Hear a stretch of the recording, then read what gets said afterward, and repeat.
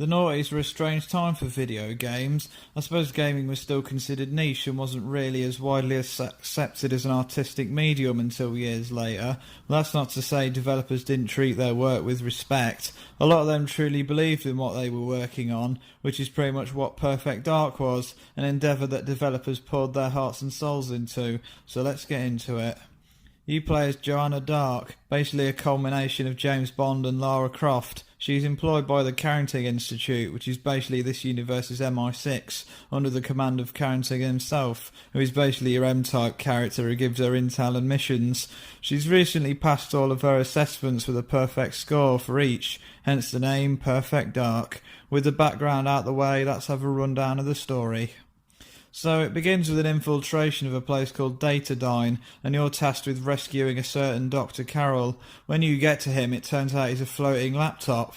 Okay. So Cassandra, the leader of the bad guys, literally just lets you walk away, even though they've literally already loaded their weapons and are aiming them right at you. Like, why? Why not just shoot straight away, you absolute tool? So anyway, they capture your boss and get the location of Dr. Carroll. After you rescue him, you're sent to recover the files that have been stolen from his memory chip so they can't screw you over later. But whilst you're there, you discover it's all part of a big conspiracy in which Datadyne are planning to capture the president of, well, they never actually say. Following this, you have to go to Area 51 of all places to save a fucking alien called Elvis, because he's like vital for unspecified reasons. Yeah, whatever. So your guy on the inside leaves you with a huge crate you need to lug around to blast open a door. Like, really? Why not just give me a grenade? Fucking bellend. So yeah, anyway, you rescue Elvis and get the fuck out of there.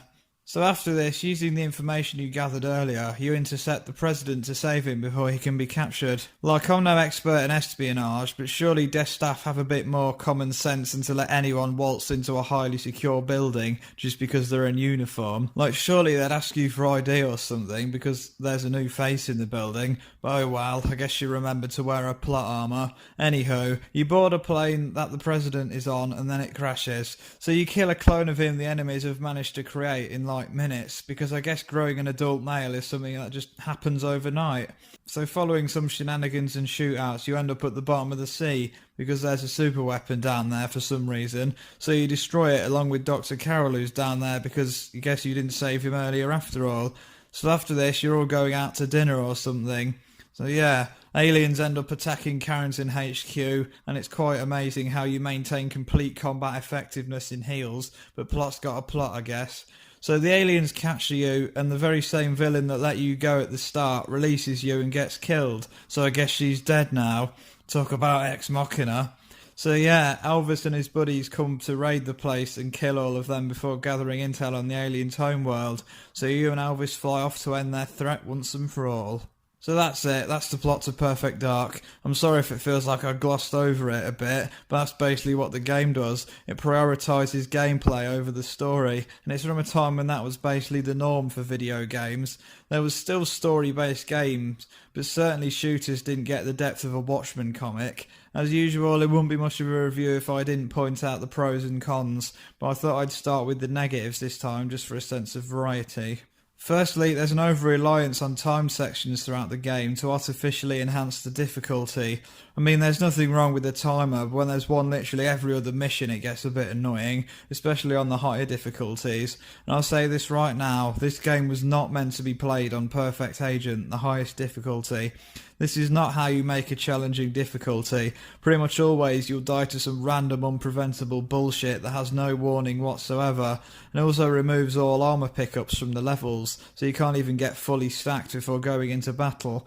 And there's no way to regenerate health either, so literally every bit of damage can be detrimental later on. There's no health pickups, and this was before regenerating health was a thing in games. Looking right at you, Chief. Wink, wink. I think they probably designed the levels for Agent the easiest difficulty, as they always flow nicely and make sense, whereas on everything higher a lot of the objectives feel kind of tacked on, as they just needed to throw something in to change it. Besides this, there is way too many escort sections because devs know how much the player wants to escort the most useless NPCs around the level. I mean, if they're going to be in the game, at least make who you're protecting some kind of adversary, so you actually feel like they're helping you instead of being a completely inept moron. Aside from escorting, there's several points where there are unarmed civilians and you're understandably not supposed to kill them, but why do they die instantly from one shot in a non-lethal area? Because you'd certainly die instantly after being accidentally shot in the foot. The lack of any real direction tends to make the levels needlessly more tedious. I'm not saying that I always want to be given a radar or anything, but legitimately on your first playthrough you'll probably spend more time looking for where you're supposed to go instead of actually completing the objectives. I'd also like to say a few things about the sounds in this game. The constant MIDI soundtrack can get a bit repetitive after a while. And don't get me started on the voice acting. There's a lot of things it is in this, but one thing it isn't is good. But in all fairness, I'm willing to overlook that because development studios couldn't afford to hire professional voice actors most of the time, so they literally had to get people from the office to do them instead, so I respect them for doing so. Which I guess leads me into the positive aspects. Believe me, there are a lot of things this game does really well. I honestly found myself addicted when I started playing it. It just has that vibe going on. Like the first time I booted up, I checked the time and I'd been on it for about 2 hours or so. Holy shit, I thought. It's been a while since a game has gripped me that much. Every level is highly replayable. It's full to the brim with alternate routes and secret rooms you perhaps wouldn't notice on your first run. For instance, there's several points with doors that are locked with no obvious way of opening them. When you revisit it, you'll find a loose key or a computer that unlocks it. It's really satisfying that has little quirks like this, because most FPS games are very linear. This one encourages that you go off the beaten path and go on your own steam. It's nice how it just lets you get on with it without holding your hand the whole time. There's several points when you can go undercover and hope you don't get found out, or you can go in guns a-blazing. You're never prompted to do either, and it's quite refreshing to see a game that's older than most of the people who play Fortnite having such a cutting-edge idea in a genre that typically doesn't allow such creative liberties to be taken. It's also like it doesn't make you do all the mission objectives in order. So you can more often than not do them in order of preference. You do the easiest first or the most difficult first. This freedom isn't always offered, as there are certain levels that you have to do in a strict sequential order, but it makes sense. There'll be no point in escaping before completing your mission.